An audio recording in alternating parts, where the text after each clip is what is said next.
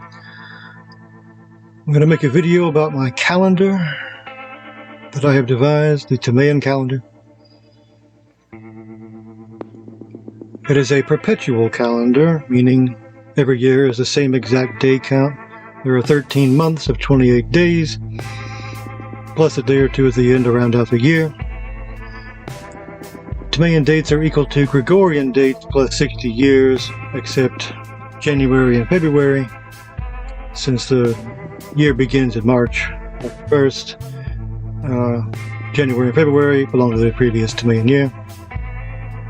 The Timaean calendar rules are the same as Gregorian calendar rules. The month names, starting on March 1st, is Numa, named after the legendary king said to have made the original Roman 10-month calendar, 360 days, 12 months of 30 days. That was around 700 BC. The second month is Solon, beginning on March 29th. Solon was around 600 BC. He invented intercalation to merge solar and lunar calendars, making the system of 25 lunar months for every 2 years. The third month is Cleostratus, starting on April 26th. He was around 520 BC. He removed every fourth intercalated month, making it 99 in every 8 years, which coincides with the Venus cycle. Venus and Earth align every 8 years, and their orbit 5 times in 8 years, making a pentagram. If you take the orbit of the Earth as a circle around the Sun, and you take the 5 points that Venus makes lining up with the Earth and the Sun in between them, it makes a star, 5-pointed star. Anyway, so he revised Solon's system after enough time had elapsed to observe it didn't really hold weight. He fixed it, capping it at 99 every 8 years.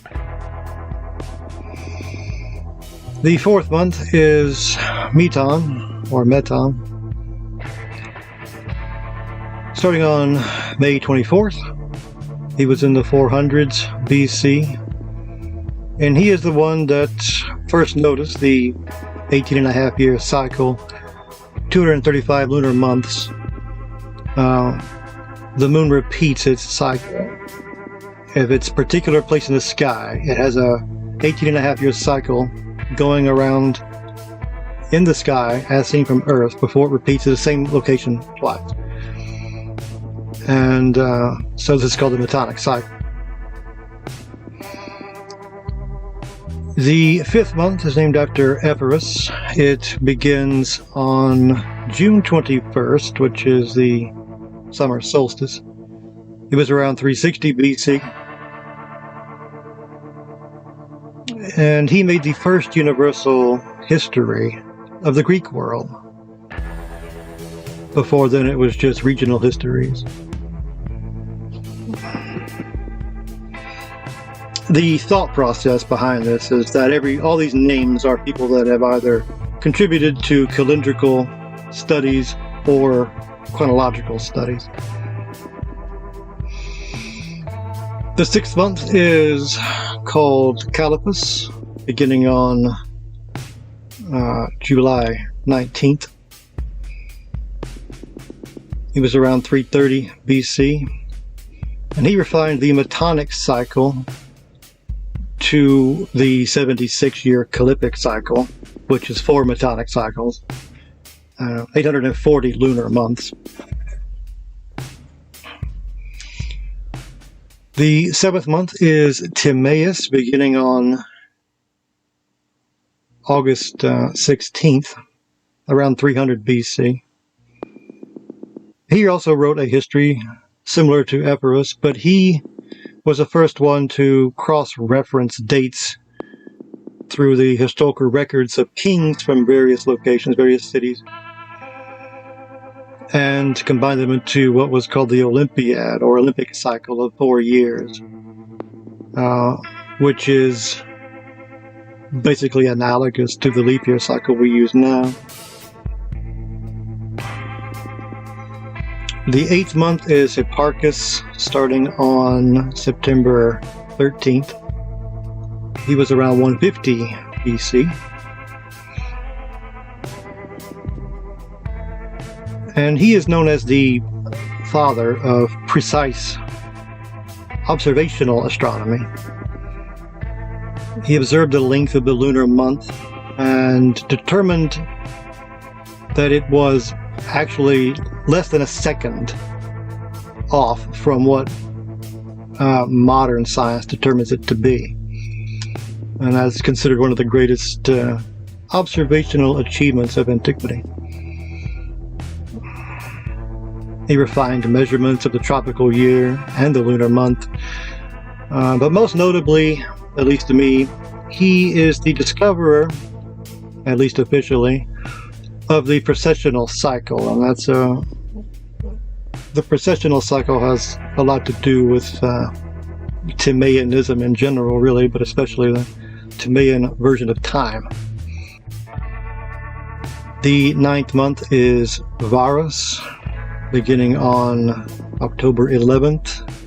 He was around 60 BC, and he created what's known as consular dating, which was the standard system after him. The Romans used to keep their dates, naming it off of the consuls of each individual year. There were always 2 consuls. And so it was like a double check on each year's identity. I don't know why it was so hard in antiquity. Chronology in the ancient world is disaster. It's just chaos. I don't know why they couldn't just keep a simple year count like we do now. It just seems so simple. It's just so obvious. But they were obsessed in antiquity with keeping their years, their records, based on the king who reigned at the time of each individual damn city, every little city-state, and they would just say the 8th year of so-and-so. They wouldn't say a consistent chronology. It would just be the 10th year of so-and-so, the 20th year, and then of course they would die or get killed or whatever in the middle of the year, and then immediately the next king would come in and take over, and so the last year of the previous king would be the same year as the first year of the next king. And so chronology was just a shit show, and it's terrible. I don't know why it was so hard for them to just count the fucking years, but I'm digressing. Anyway, the 10th month is Julius, named after Julius Caesar. It begins on November 8th. And this was about 46 BC. And of course, he changed the calendar from the lunar to solar based reckoning, displacing the need for intercalary months altogether, which was officiated, announced by the supreme priest, the Pontifex Maximus of Rome, was in charge of announcing when these intercalary months would be given. At least the Jews, who used the same type of system, at least they had a regulated system of 7 intercalary months every 19 years, which there again, that goes back to the 18.5-year cycle, the Metonic cycle. It's basically what the Jews used. Anyway, the Julian calendar was the first one to introduce the leap year cycle into calendars, although like I said, the Greeks had the Olympiad cycle, which is basically the same thing, just wasn't officially known as the same thing, but in my mind it had to come from the same kind of observation. It's essentially the modern calendar, but the problem is it had a rigid, although they did address the leap year problem, they only assigned to it a quarter day, a flat, rigid quarter day every 4 years. That's too much, and it creates about an 11-minute drift in the year. And so of course that needed to be refined later. It adds up, I think, to about 1 day every 128 years. And then the next month, the 11th month, is Augustus, beginning on December 6th. It's 25 BC. And they made several sort of civic adjustments to the Julian calendar and renamed some of the months. They made the first written calendars, the official public written calendars for people, listing all the holidays and such. 12th month was Gregorius. That begins on January 3rd. This, of course, is referring to the Gregorian calendar that we currently use, which was a revision of the old Julian calendar, because in 1582, the error that Caesar's calendar made had grown to 10 days in the year. And of course, it's the Catholic Church, and they're obsessed with Easter. And so they have to have Easter is calculated by the full moon, the first full moon. What is it? The Sunday after the first full moon, after the spring equinox. But they determined in antiquity, the church fathers determined that the equinox, the spring equinox, had to be on March 21st, because it made it a specific day. Then by the time of Pope Gregory, it was 10 days off, and so they revised the calendar to fix this problem so it wouldn't occur again, and then they just erased those days and skipped ahead and made it the day it should have been, and went on from there. And so the Gregorian calendar is actually very good. It only amounts to an error of 1 day in about 3,300 years, which is more precise than you would need it to be, because that's so far ahead. The whole world will be different by then. And then the last month I have named after James Ussher, the last name Ussher. And it starts on January 31st. And he was around 1650. He made a synchronized chronology of the world, basically, but biblically focused. And he's trying to make a precise chronology of biblical events, relating them to the ancient cultures around them at the time, like the Egyptians, the Babylonians, the Romans, etc. And it's actually very good work for the time, although it's now outdated, of course. It's hundreds of years old, and that was before they could even read hieroglyphics and cuneiform and whatnot. So his knowledge was limited at the time, but it was sort of a monumental work. Foundational work, and he came up with the date that everybody still uses for the creation of the world, or the creation of Adam, at 4004 BC. Actually, it was October 22nd, 4004 BC. Even though that's the Masoretic rendering, because the Byzantine text, the Septuagint, actually has like an extra 1,000 years longer than that. Of course, then there's 1 or 2 extra days depending on the year, and I just I've called these Olympic days. I had never really thought about what else to call them. That was just the first thing that came to my mind.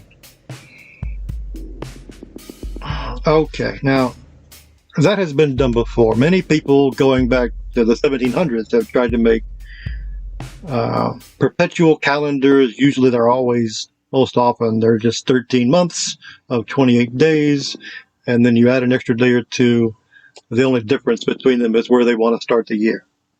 And I chose March 1st because that's the day after leap day in the Gregorian calendar, and it makes comparison between the years much more simple than if you throw it off 6 months, then you're just making more confusion of where your leap day is and their leap day. But by placing the first day on March 1st, that means the Timaean leap day and the Gregorian leap day are the same. That way it's easy to compare them. If you change it, it just gets complicated.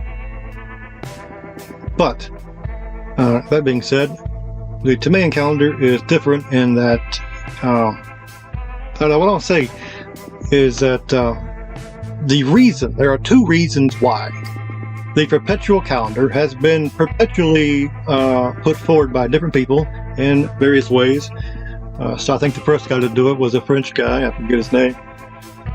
But there's two reasons why, and it has to do with religion, and one of them is Christians who think that we have to keep some kind of sacred 7-day count on their Sundays for them to go to church. And because, God, he can't skip a day. You have to do it on the 7th day for their Sunday church service. And so they don't like it because the 2 extra days or 1 extra day is not counted as part of the month process. It's not counted as a weekday. It's a separate. The extra day or 2 days are their own separate entity, and they're not counted among the months. Because that's what throws it off. That's why every calendar each year is different. To make it the same every year, you have to take that day and separate it and make the other ones that are nice and compact and fixed will always be the same, so long as you remove that 1 or 2 extra days from the rest. Then the rest stay the same every year. If you just remove those, then it's the same exact system every year.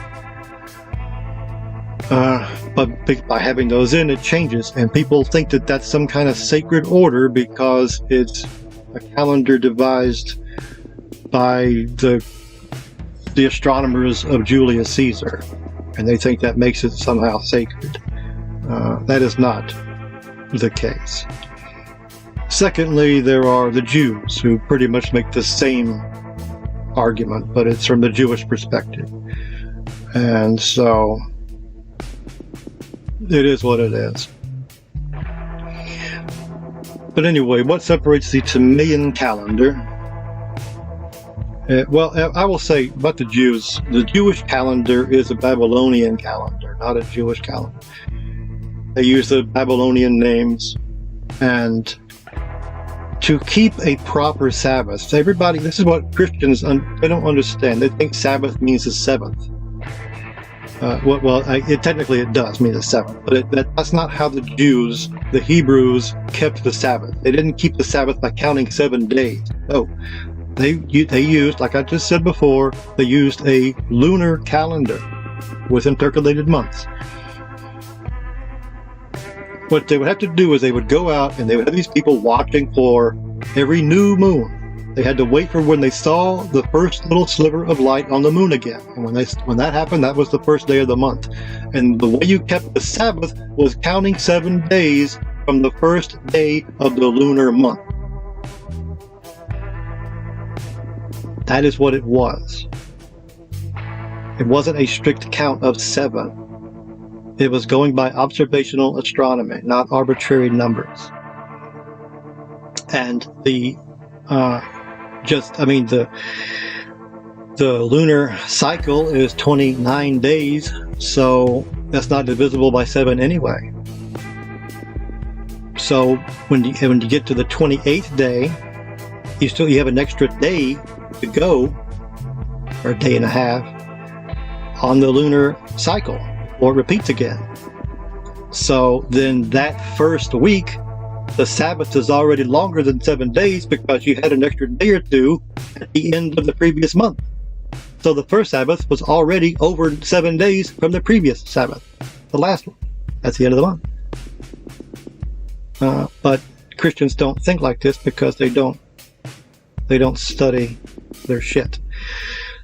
Anyway, that's how you're supposed to keep the Sabbath.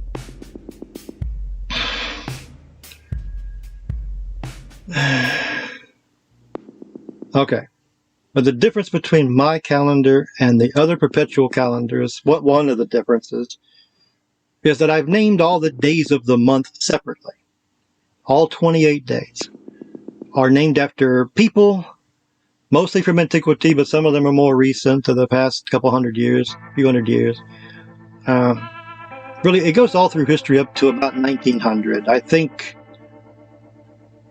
the most recent person I have on the list is Nikola Tesla. And the earliest person on the list is probably the first one here, Hesiod, day 1. And he is, it's sort of unknown when he was, but it's estimated about 700 BC, about the same as Homer. But his narrative, Hesiod wrote the Theogony, which is the Greek creation myth of all the gods making everything. And he basically formalized the Greek mythological system that Homer would later use in his epics. Very, very foundational for the Greek culture, ancient Greek culture. It's more or less their Bible. The second day is Pythagoras, who was around 500 BC. Of course, Pythagoras, very influential in many areas in the ancient world, including mathematics and music theory, cosmology, and of course philosophical and religious ways as well.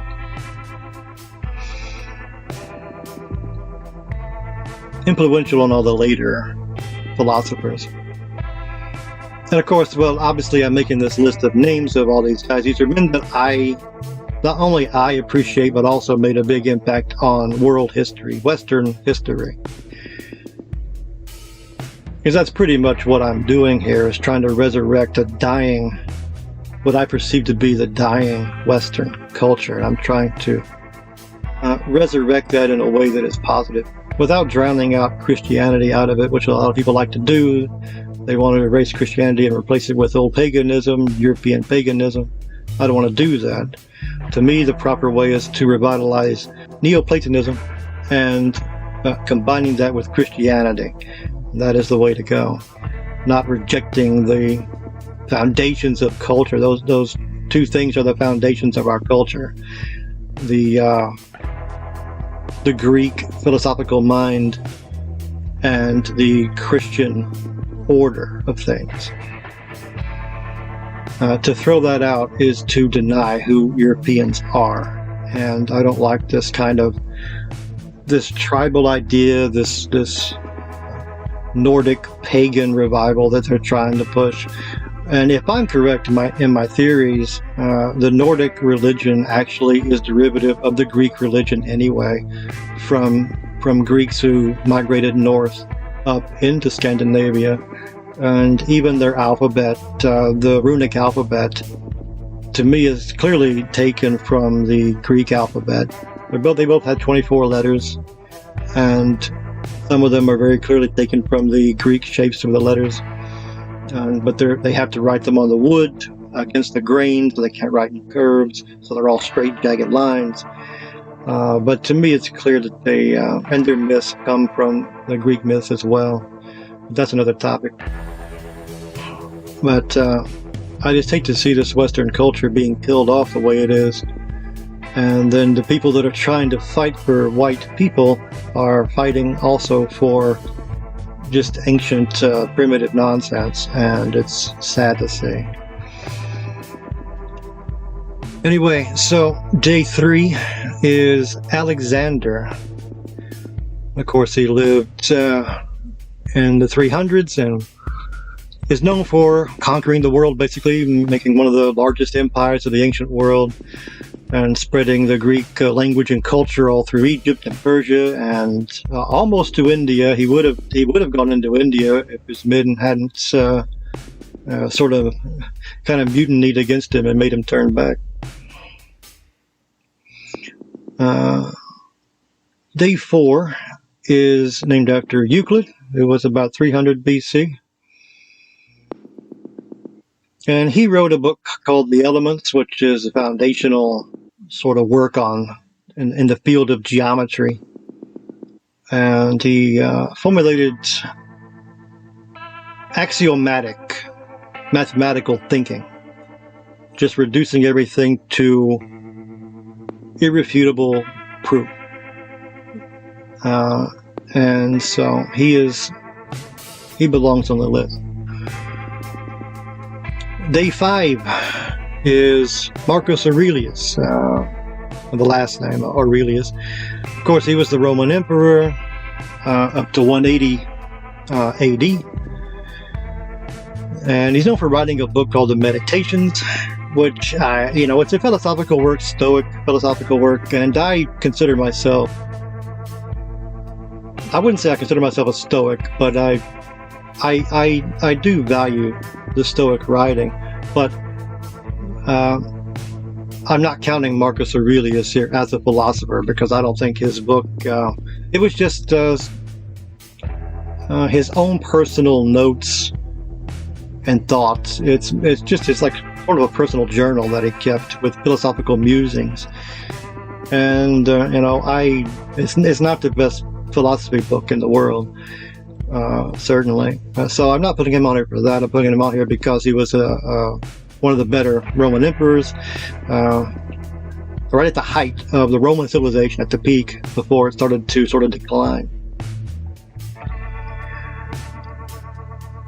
Day 6, named after Seneca, who actually was a good Stoic philosopher. And he's writing in the first half of the 1st century. Of course, he wrote he's most known for his a collection of letters. They call it Letters from a Stoic. And he's advancing Stoic ideas about virtue and suffering and self-control and whatnot. And I do like Stoic works. Well, I guess I'm sort of a Stoic myself, where I'm not prone to outbursts, and just sort of a rational, analytical way of thinking as opposed to emotional. It was very popular in the Renaissance time frame. It sort of revitalized. That's really, I think, when Platonism became Neoplatonism during the age of the Renaissance. Because in the ancient world, it was just Platonism. Day number 7, the end of the first week, is named after Ptolemy, who was in the 2nd century AD. And he wrote a work called the Almagest, the most influential astronomical work of antiquity by far. It was basically the textbook of astronomy all the way up until Copernicus. And of course, so he developed what's always been called the Ptolemaic model of the geocentric universe. And he also made star catalogs and mathematical models and those types of things as well. Okay, week number 2. Day number 8 is Homer, who was in the 8th century BC, about the same as Hesiod. And of course, he wrote the Iliad and the Odyssey, which are very famous. People still read them and are very popular today, just as a historical curio. I said Hesiod was the Bible of the Greeks, but really it was Hesiod and then Homer's work. Those together were like the Greek Bible. It shaped the Greek religion and cultural thought and identity for centuries. Number 9 is Socrates, who was about 400-ish BC.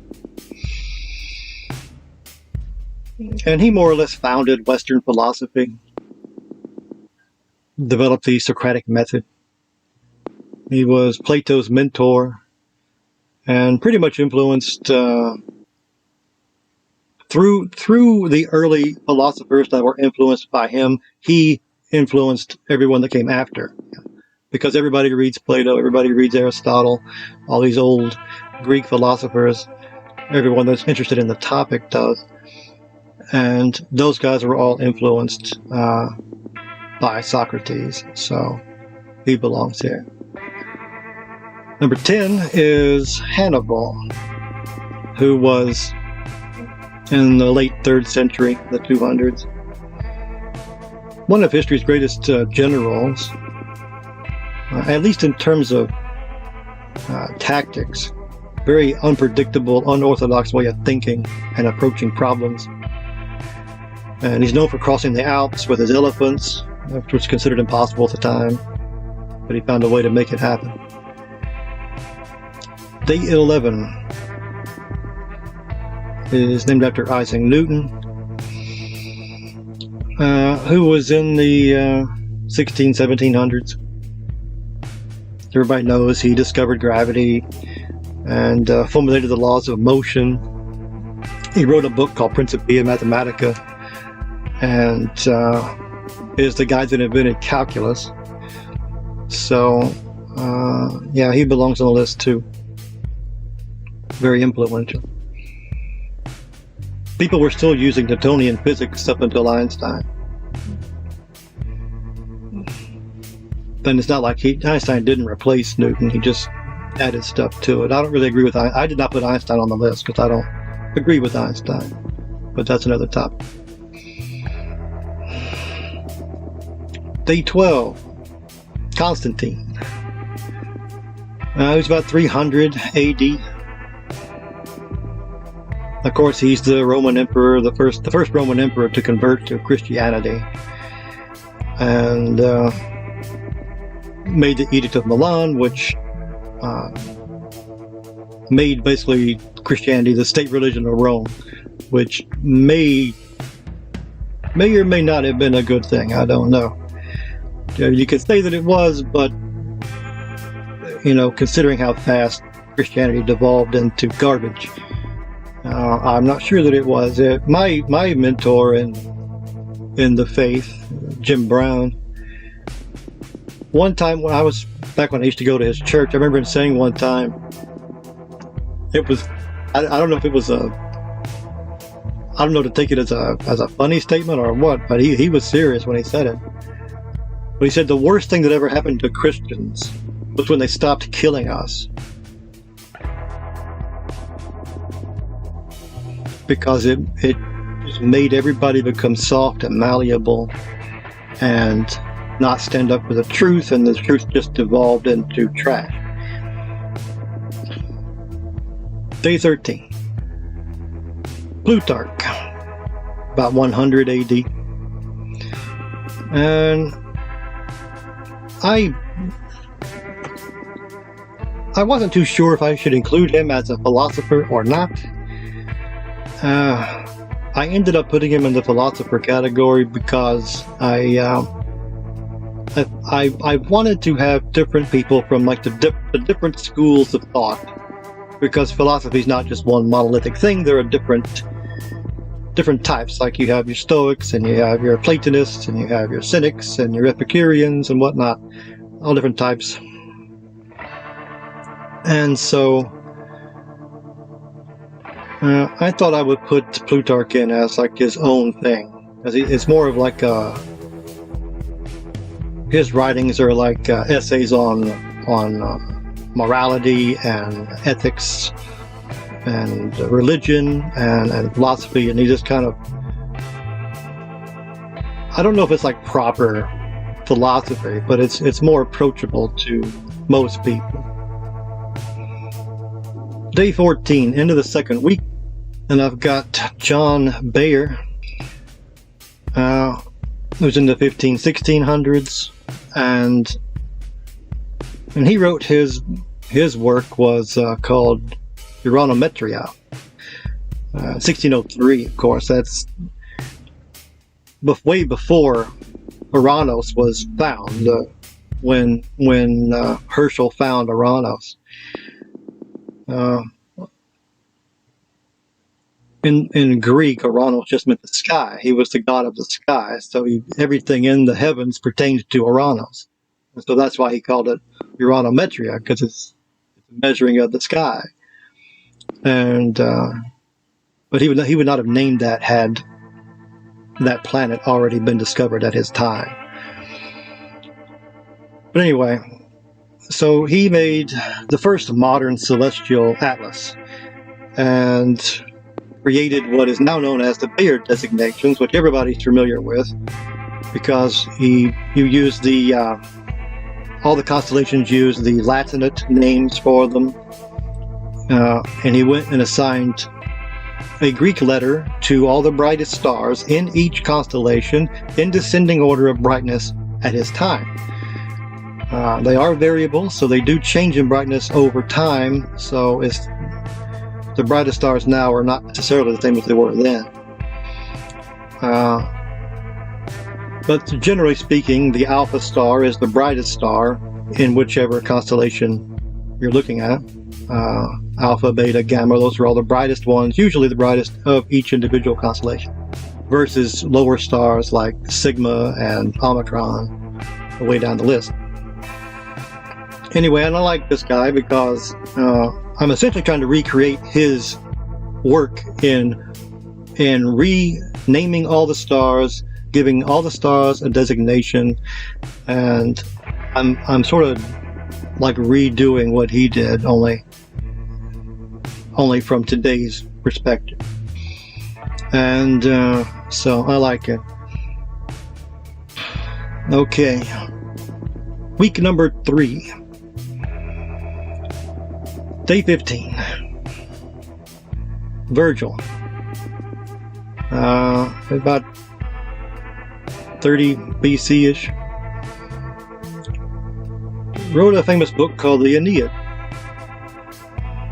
which became Rome's sort of national epic. Like Homer had the Iliad, and Virgil wrote the Aeneid, which became Rome's version of that. It basically helped solidify and define Roman cultural identity.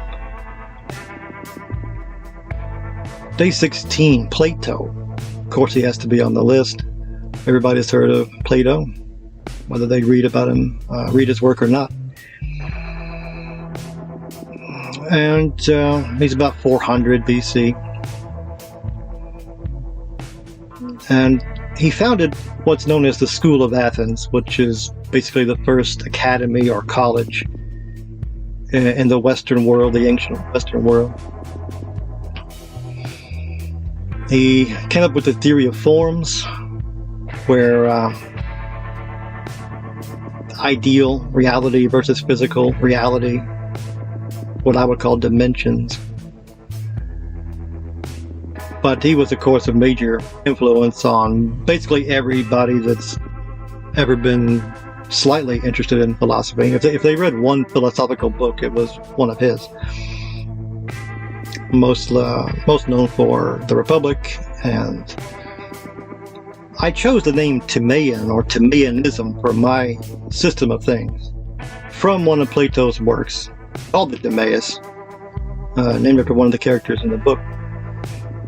It's a short dialogue narrating his version of the creation of the world and how everything is in a natural, beautiful, orchestrated pattern. Everything is in an orderly arrangement, made to be the way that it is by a creator. And it's almost like a Christian type work. It's not talking about Zeus and all the different Greek gods doing things and running around and interacting with people and all this sort of stuff. It's not falling prey to mythology, of course. It's a philosophical work, but that's where I chose the name from.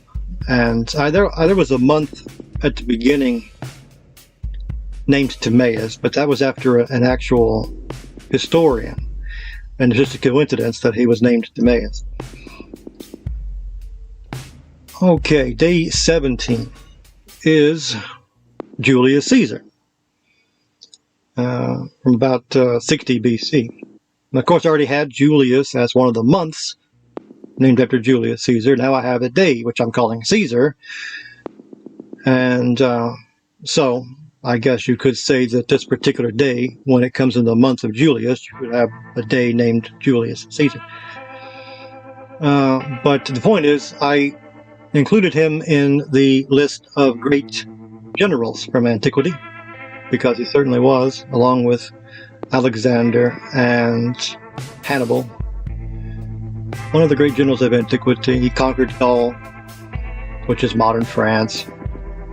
Expanded Roman territory, because anyone who was trying to be emperor or king back then had to basically, you had to conquer land, territory for Rome. If you had any kind of political aspirations to be the big cheese, you had to go do something big for Rome.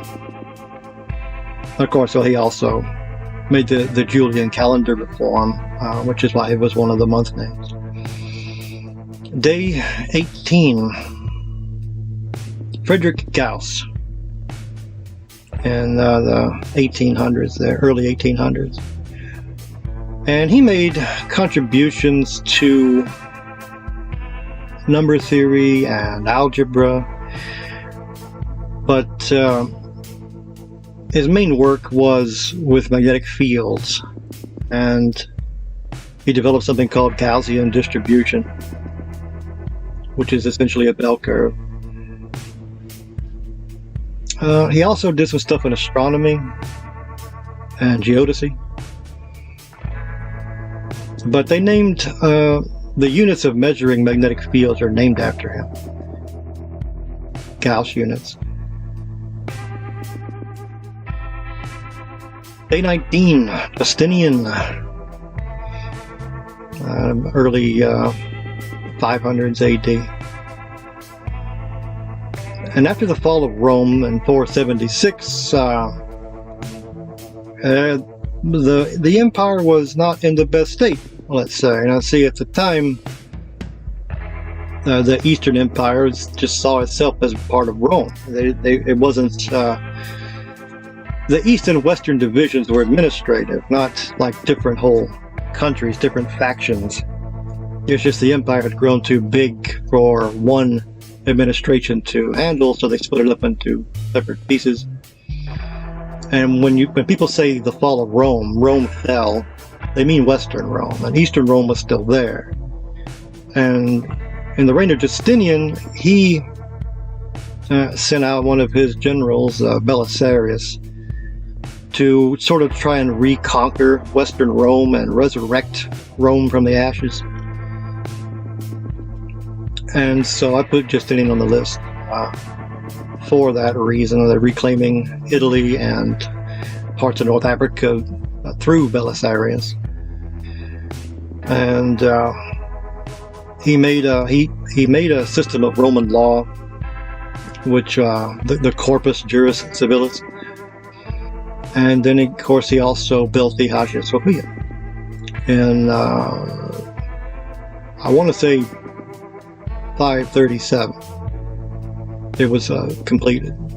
But the Hagia Sophia, of course, one of the greater, certainly for the time, it was like the greatest cathedral of the era, before they were building cathedrals in Europe.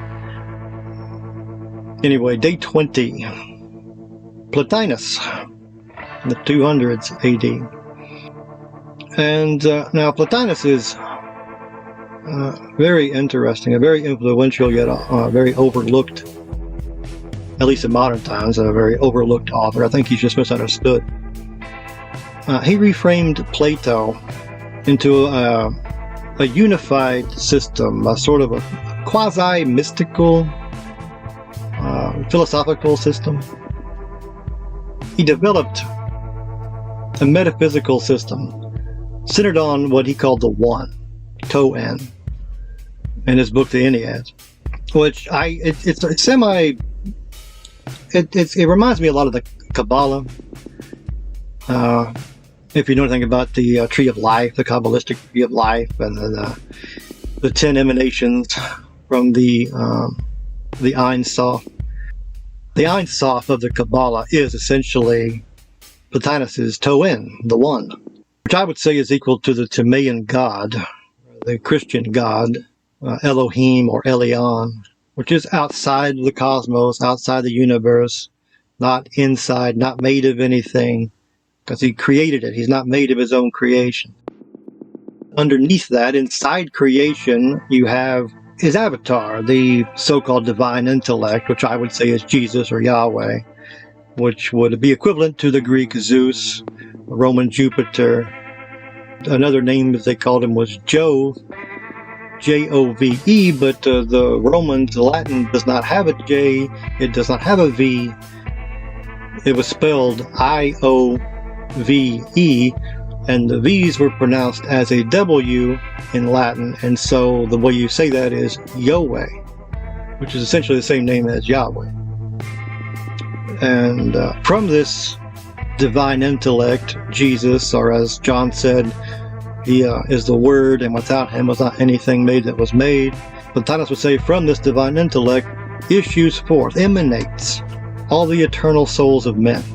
Okay, very close to what John said in his Gospel, in that first chapter.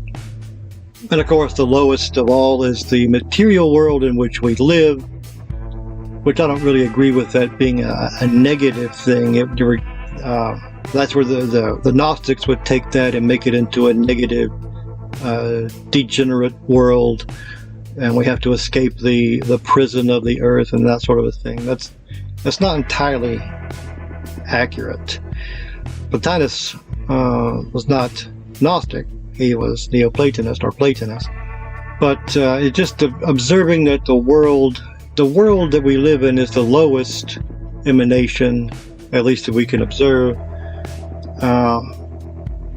because of its inherent entropy. Everything degrades over time. So these philosophers, this kind of way of thinking, had a big influence on Manly P. Hall, and he had a big influence on me, and so Plotinus goes on the list. Day 21, Galileo, and the 1600s. He's most known for being put under house arrest by the Catholic Church for promoting heliocentrism, but he also pioneered some astronomical things, like the making of telescope construction. He discovered the moons of Jupiter, phases of Venus. I debated whether putting him on here or Kepler. They're both about the same, and I finally went with Galileo because he's more recognizable, more well known. Although, debatably, Kepler was more influential in actual science, since Kepler made the laws of planetary motion, which are still in effect today, basically.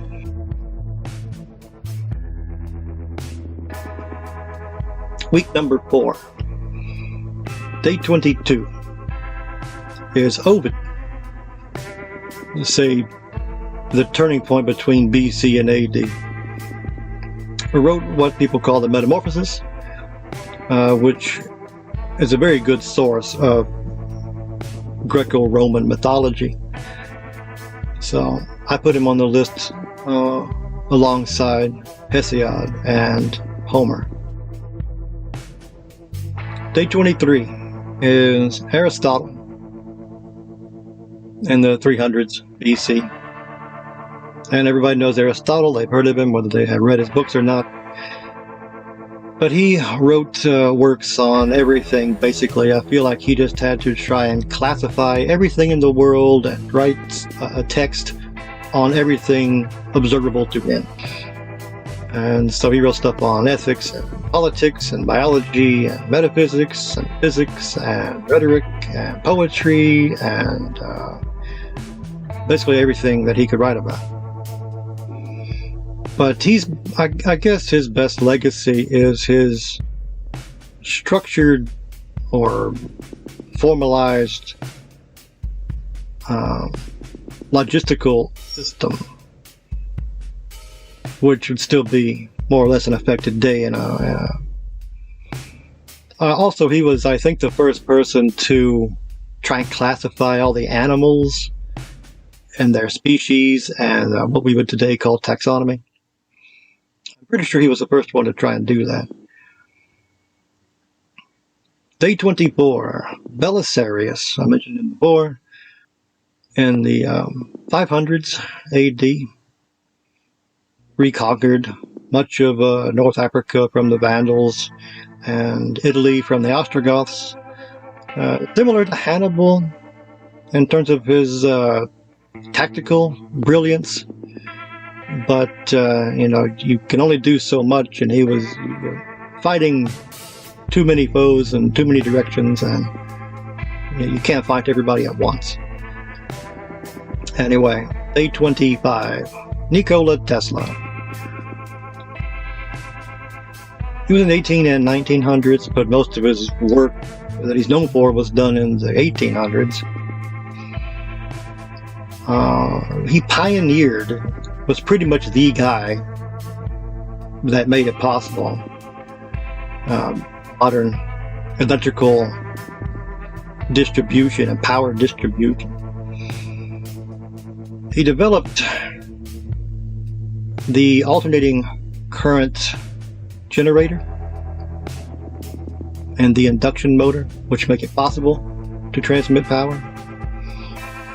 He just had a sort of an innate vision, almost intuition, or almost like it was downloaded into his brain from a higher force, because he seemed to understand it in a way that was beyond capacity at the time to understand. I mean, then again, I guess that's how most visionaries are.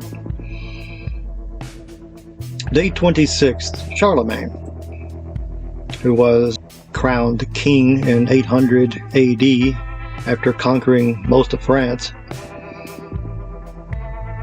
which created the Carolingian Empire. Day 27, Augustine, around 400 AD, wrote the Confessions and the City of God. I would say integrating Christianity with the Platonic philosophy of the time, at least to a measure that had not been done before. Basically shaped Western Christian theology up through the medieval period. Day 28, Cassini, an Italian astronomer who discovered 4 of the moons of Saturn and its division and its rings, made star catalogs like Bayer, and helped to improve the understanding of the scale of the solar system by making precise measurements of the planets and their orbits.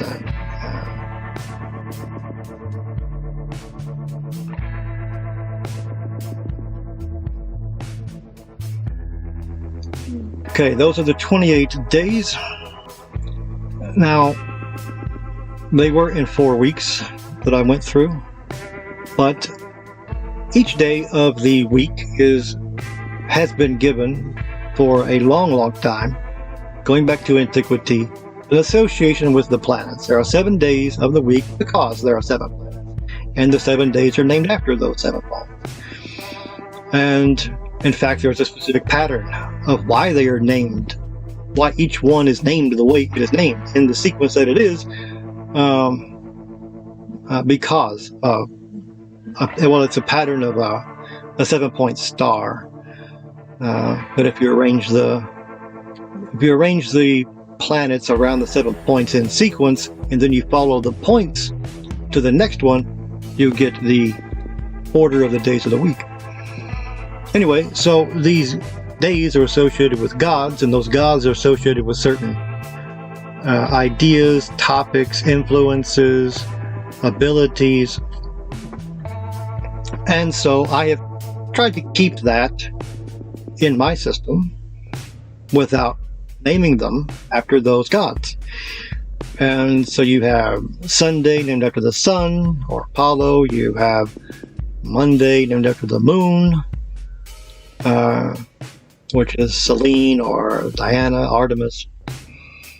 You have Tuesday, which is Mars or Tyr's dog. It's the god of war. You have Wednesday, which is Odin's day, who's basically Thor. Not Thor. Mercury, who's the god of wisdom, god of intellect. Then you have Thursday, which is Thor's day, which is equivalent to Zeus, basically, Jupiter, the king. Then you have Friday, which is Freya's day, basically Venus. And then you have Saturday, Saturn's day. Alright, and so I made Sunday the 4 Sundays, the first day of each of these weeks, though technically not equivalent to Gregorian Sunday, but numerically equivalent in this pattern.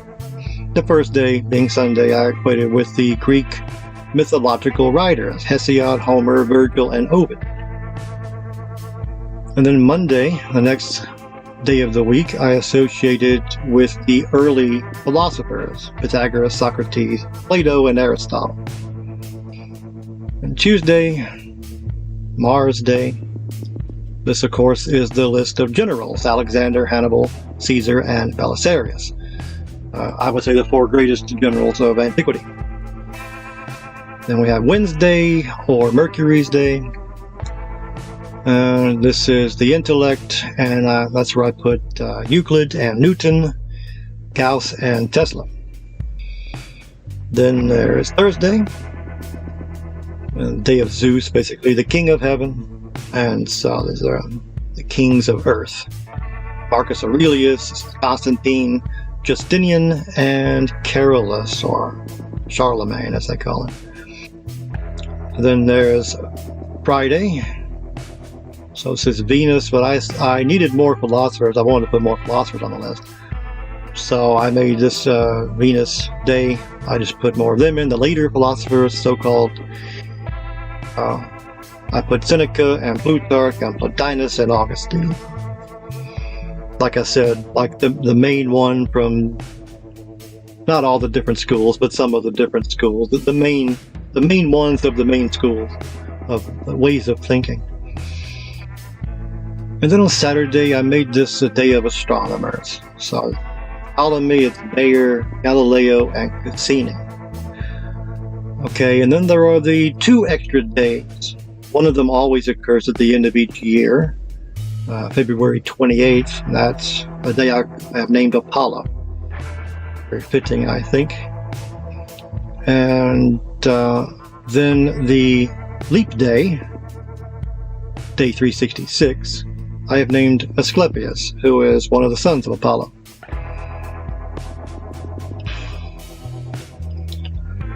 Okay, now we get into the holidays. The first day in each of the Timaean months, a holiday. And these are mostly based off of Roman holidays, mixed with Christian holidays, and basically just made a Timaean system out of it. Alright, March 1st is the Matronalia. Now most of these I basically got them where they were. I picked festivals, at least in name, that were around the days that I needed them to be. A couple of them I did move away from where they were in the Roman calendar to make them fit where I needed them to be, but for the most part they are essentially where they would normally be in the calendar. And it's called the Matronalia, and I'm using this as the Timaean New Year day. But it sounds like it's like Mother's Day with Matronalia, but it's not about mothers. It's more like Mother Earth and the regeneration of spring coming back to life. And so that's what it's about. But I'm just calling the Timaean New Year Matronalia. And essentially it would just be like a day of parades and whatnot. And the closest equivalent to this would be St. Patrick's Day, which is the 17th of March. It's the same kind of thing. It's a spring renewal sort of festival going on. That's why everything's green. That's what that is. And so that's the closest equivalent to what I'm talking about here. The next one is, the second month, is March 29th. And this day was in the Roman, or this time of the year in the Roman calendar was used to venerate Minerva, which was their version of Athena, which was the goddess of wisdom, patron of Athens.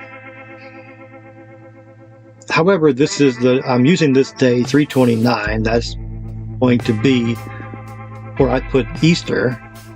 I'm calling it Dies Christi, Day of Christ, to observe his resurrection. And I'm not going to call this Easter because I don't believe in Easter. I don't believe in the way that all the churches celebrate Easter or participate in Easter. And of course, this day 329 is equivalent to Christian Easter and Jewish Passover, but both Easter and Passover, although Passover is taken from a lunar calendar where it has a movable date, and Easter, even though we use a solar calendar, they still base the calculations for Easter off of the moon for some unknown reason. Who knows why? But they're both tied to the time frame of the year that is the spring equinox, which is where I would put it. That's where this day should be. It should be on, if you could pick a day out of the year, it should be on the spring equinox. But because I'm putting these at the beginning of each month, and that's where they're going to go. And so this day of Christ I'm putting at 329, the beginning of the second month. But Easter and Passover are lunar associations, lunar equivalents to the pagan or Celtic calendar's holiday called Ostara. And even the name Easter sounds like Ostara. You can tell that Easter goes back to Ishtar. Well, that's what Esther, in the book of Esther, which I don't think should even be in the Bible. Esther and James should not be in the Bible. Esther is a pagan name. It's a Babylonian goddess that they named her, Ishtar, which is anglicized Esther in the Bible. That's not an English name, and nobody should call their child Esther. Nobody should name their kid Esther. Not that your names have to be Christian, but that's literally a pagan goddess, which is condemned in the Bible, as is Tammuz. But the Jews, being the people that they are, they name one of their months in their calendar after Tammuz, even though Ezekiel tells them not to worship Tammuz. It kind of shows you how much they care about their religious text. And the next one is 4/26, April 26th. And this is one of the ones that I moved. The Aquaria. It did go in March, but if I put it in March, it would be where the Dies Christi is, so I had to move it to the next month. And I'm combining the Aquaria with what they call the Vinalia, which was a wine festival at the time. And I'm putting the Aquaria where the Vinalia was. And the Aquaria was equestrian, was horse racing, horse eventing. This is very close. 426 is very close to May 1st, and May 1st is Beltane, which is the new year in the Celtic calendar. The Celtic calendar was based, they had 8 of these holidays, if you want to call them that. Really, they were days of sacrifice, days of, I would say, human sacrifice. But they had the cross-quarter days, the quarter days and the cross-quarter days, which made 8. The quarter days were the prime dates that are astronomical, the solstices and equinoxes. And then they have what they call cross-quarter days, midpoint between the 4. And you can tell that, I would say, an observation I would make is that their new year is not on Ostara, it's on Beltane, May Day. This is a cross-quarter day. They begin their year not on the astronomical date, which I would say is ordained by God, as it says in Genesis, that the stars are for signs and seasons. This is what it's talking about, your calendar. But they did not use any of the 4 points that are astronomical points for the beginning of calendrical dates. They used the human conceived notion of a midpoint between them. And it even has the word Bel in it, as Baal, Beltane. Like if you, in the Catholic Bible, they have a section called Bel and the Dragon. Bel is Baal. Of course, Baal is called Baal in the Bible many times, but in that particular section it's called Bel, but it's the same thing. Anyway, the next one is May 24th, and this is the Ambervalia, which is an agricultural festival to the Romans, but I'm going to use this for Renaissance fairs, which take place in May. I've gone to those before, and at the same time, HEMA events, which is historical European martial arts. Like I say, I'm trying to resurrect things that we have lost and things that we need, things that we should keep. And this falls pretty close to Memorial Day and what Christians would call Pentecost. These are the equivalents of our modern holidays compared to what I'm saying here, because our calendar is full of rinky-dink holidays nobody cares about. There's only, half a dozen, 6 or 8 maybe holidays anyone actually cares about. The next one of the bigger ones, one of the major ones, is on June 21st. Now, this is the only one that falls on the exact day of one of the 4 points. And this is not any intentional calculation of my own. It's just, it naturally happened by counting 28 days intervals starting with March 1st. One of them just naturally begins on June 21st. Like I said, I chose March 1st as the starting point because of the leap day. I did not know when I did that it was going to add up and be exactly on the solstice. It wasn't in my mind that would happen. I wasn't even thinking about it. But it did happen, and that's very fortuitous because that's the summer solstice, and so I call it Hyperion. And at this time, I say this is the time for summer games, summer sports, and competitions. Similar to the Olympic Games that everybody knows. They do the Olympic Games every 4 years. The actual Greek version of Olympics was different than what we have now, because ours now is just sports activity, but they used to have different games. I forget the names of. They had 3 different types of games, and they would do each one of the 3 on the first 3 years of each Olympic cycle, the Olympiad. One of them, it was philosophical debates and whatnot, and another one was poetry and artistic things. That was one of them, and one of them was sports.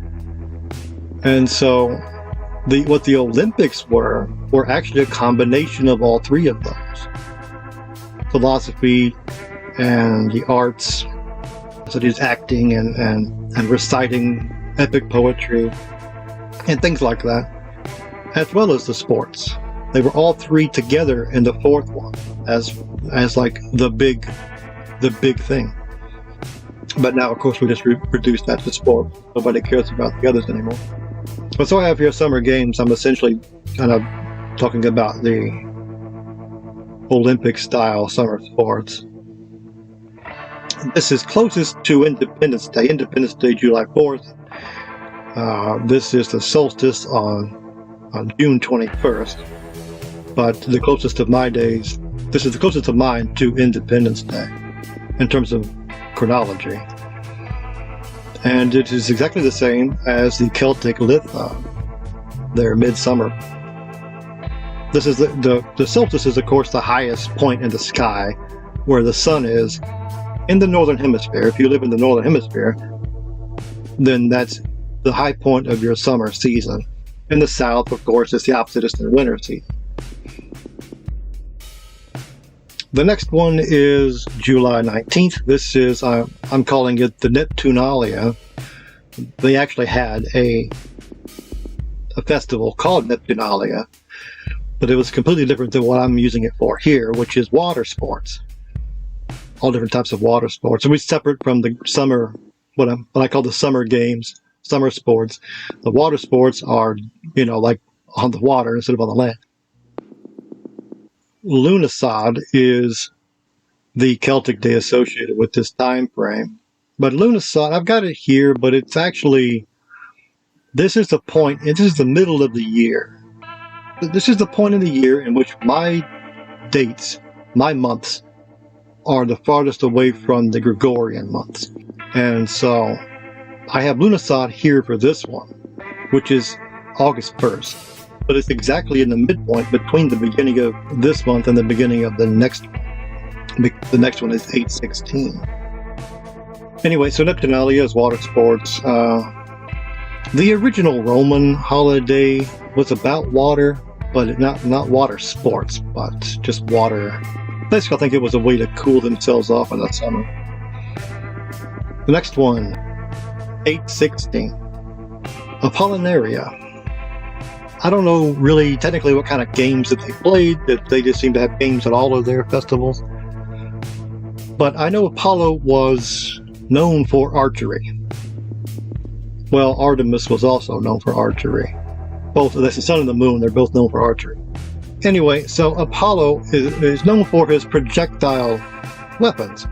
And so I say, well, hey, that would be a good time to have archery and firearm competition. And so I have a holiday for guns and archery, and I put it here and call it Apollinaria. This is also the time of the year where Cirrus rises in early August. That's where that's where the heat of August came from, was the rising of Cirrus. Next up is September 13th. This is one called Epulum Jovis, which is Feast of Jupiter. I made this. This is the Timaean Independence Day, National Pride Day, whatever you want to call it. It's dedicated to Jupiter, who would be the patron god, the patron deity of Timaeanism. Because I said before, Jupiter and Yahweh are the same thing. Jupiter, Zeus, it's just a pagan version of the same persona, the same identity that Yahweh is. And I don't see how people have such a problem with that. It's a paganized version of that God, the Christian God. It's the same deity associated with the planet Jupiter. That is Jupiter, that is Zeus, that is Yahweh. Everybody says, anybody online, I see all these videos, all these people always saying that, oh, the Jews worship Saturn, or they try to make Yahweh into Saturn. Saturn is Satan. Saturn is Lucifer. The names Satan and Saturn come from Set. They're all the same deity. The Egyptian god Set was their evil god for killing Horus, or killing Osiris. Set, I believe, comes from Seth. Either Seth comes from Seth or Seth comes from Set. One comes from the other. Seth was Adam's third child after Abel. Abel was the Melchizedek, and Cain slew him because God accepted his sacrifice and not Cain's. And so then Cain was cast out and sent to wander in the wilderness, and they had to have another child to replace the Melchizedek heir that had died. And his name was Seth. And this is basically exactly analogous to the god Set in Egypt. But they made him the evil god, killing one of their patron gods, Osiris. And Osiris is the father of Horus, and Horus is Lucifer. Coincidentally, the Catholic concept of Mary and baby Jesus goes back to Isis, and Isis impregnating herself with the severed phallus of Osiris after Set cut his body into 14 pieces and scattered them around the land. Isis found his severed phallus and impregnated her. No wait. She found all the pieces except the phallus, and she made a phallus for him out of gold. And you see depiction. You look up images of Osiris, you will find pictures of him with an erect phallus, because she couldn't find it and had to make a prosthetic one. Anyway, so she impregnated herself with this dead Osiris and got a miraculous spontaneous pregnancy, spontaneous birth. And this was the god Horus, god of light. And the god of light is the angel of light, who is Lucifer. And that is the eye on the all-seeing eye on the dollar bill. There's the Masonic symbol on the U.S. seal.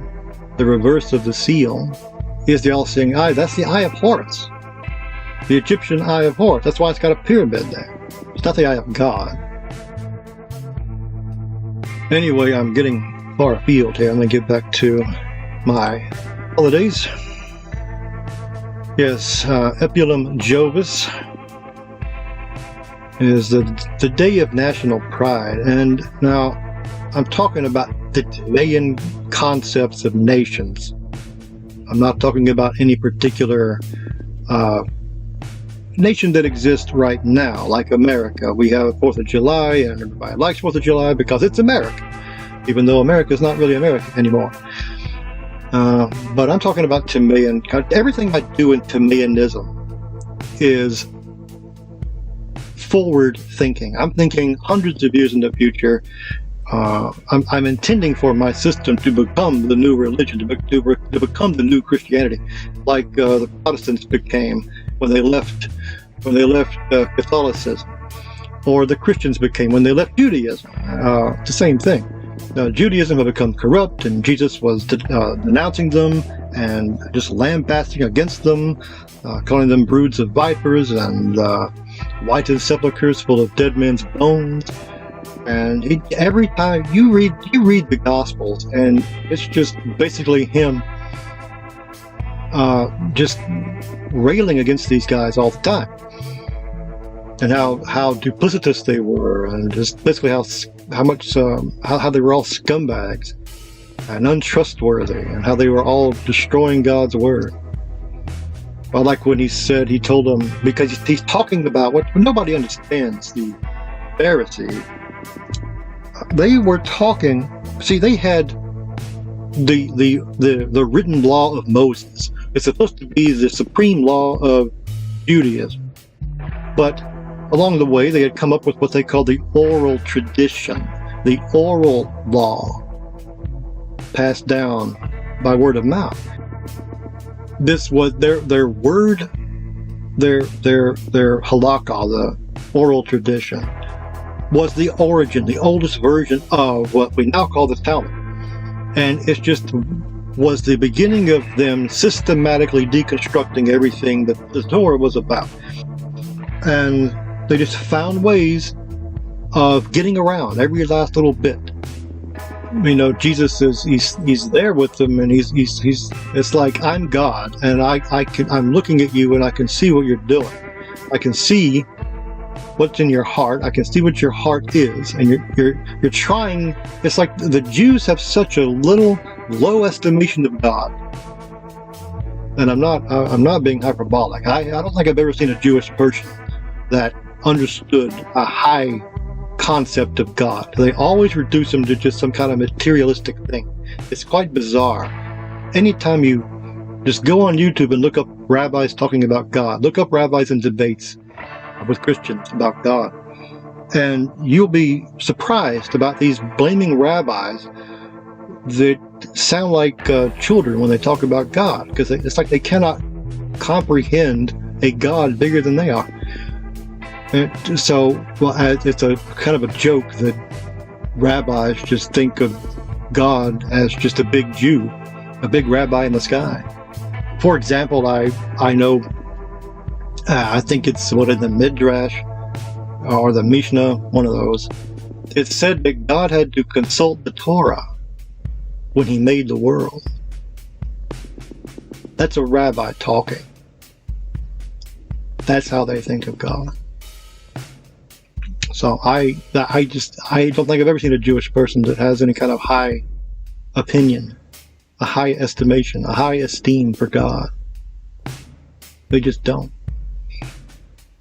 Anyway, Jesus, talking to them, told them, the word of God is made of none effect by your tradition. And I would say that to the Christians now. And because of that, I have to make a new system that keeps it straight and does it right. All right, so Epulum Jovis 9/13, September 13th, Day of National Pride or Independence Day. That's actually close to Rosh Hashanah in the Jewish calendar. And Mabon is the Celtic day of the autumn equinox, the fall equinox. That's on September 23rd. Okay, now the next one, October 11th. Now this is very close to Yom Kippur, the Day of Atonement in the Hebrew calendar. And I'm very well aware of that. Now, this one I call Dies Natalis,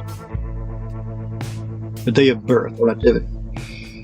This, of course, about his incarnation. And I've got 3 days on here that are venerating Christ. They're about Jesus. I've got his birth, and I've got his death and resurrection. The third one is in January 3rd, which is the day of his inception.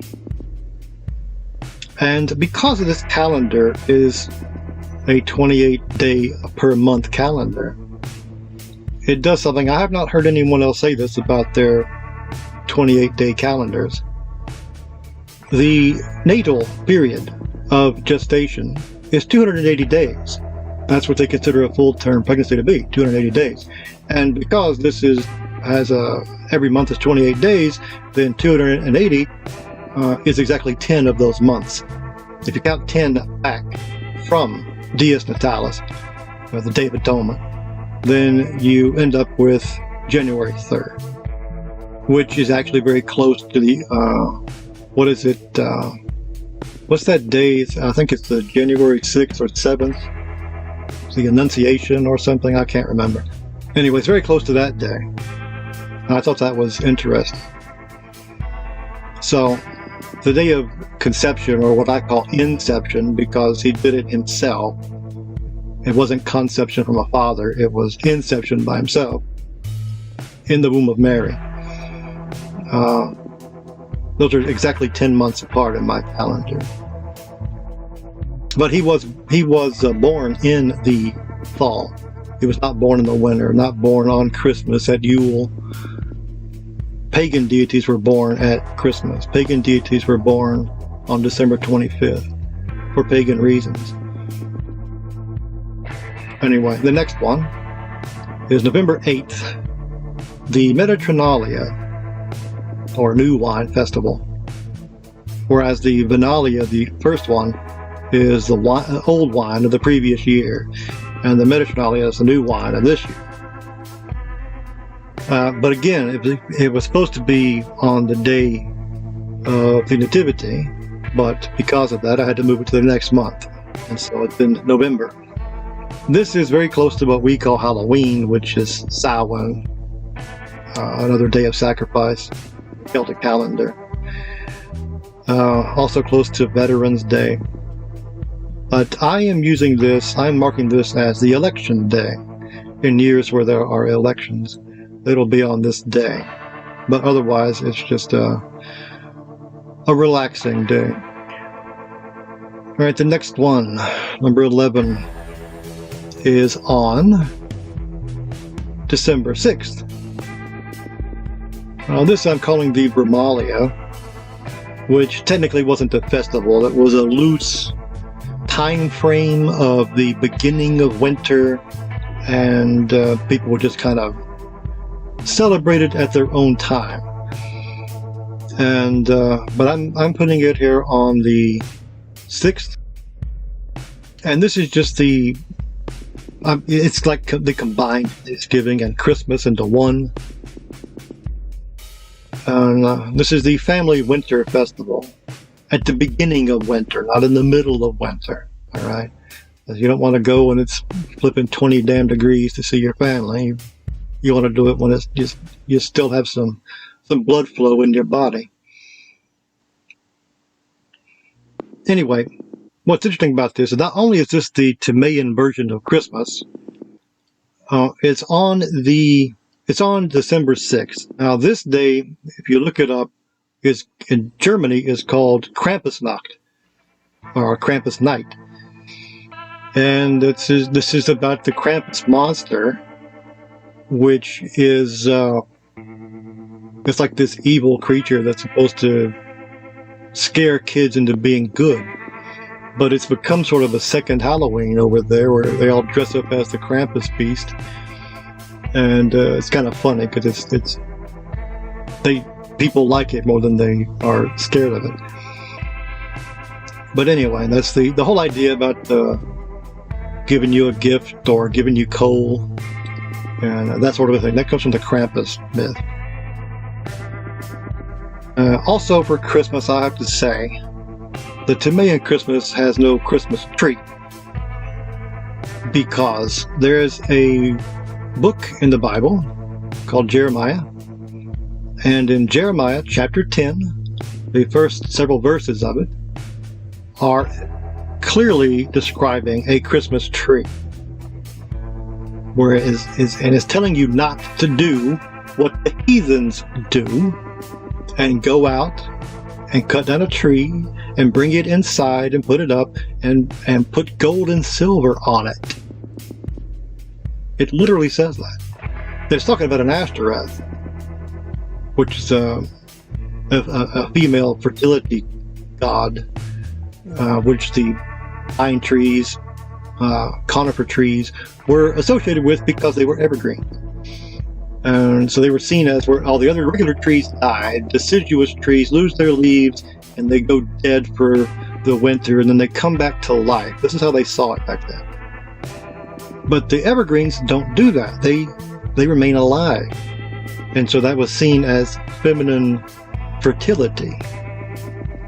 And that's what really is at the core of Christmas.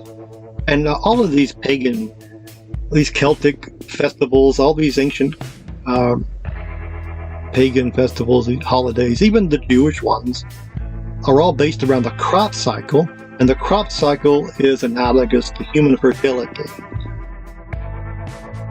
That's why they're pagan.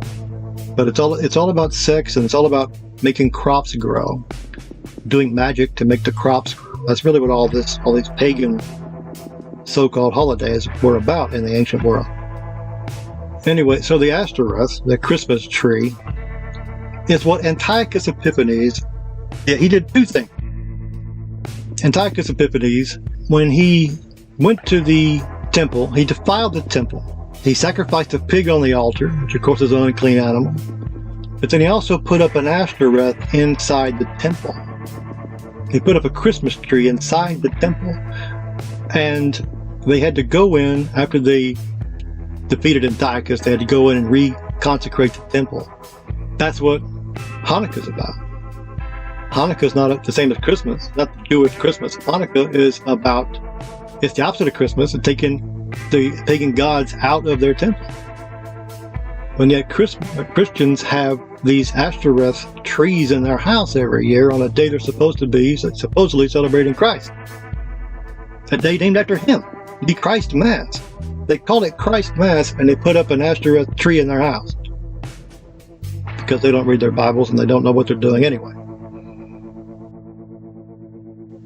Anyway, then there is number 12, January 3rd, Compitalia, which to the pagan or to the Romans were that was a day where they had private veneration and tribute to their own local lares, which were personal gods to their house or to their town, with little shrines to them and all.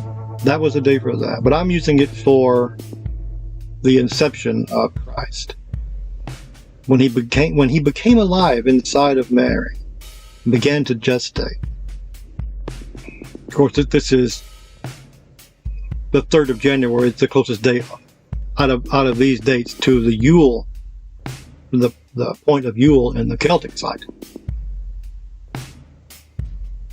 Number 13 is January 31st, the Sementiva, which, as the name indicates, is planting seeds. I'm using it for winter games, such as you see on the Olympics. And this is just one day off from Groundhog's Day, or what in the Celtic system is called Imbolg. It's the same day, February 1st. But anyway, that is my rendition of the Timaean calendar. And I will cut it off here. And I'll see you later. Take it easy.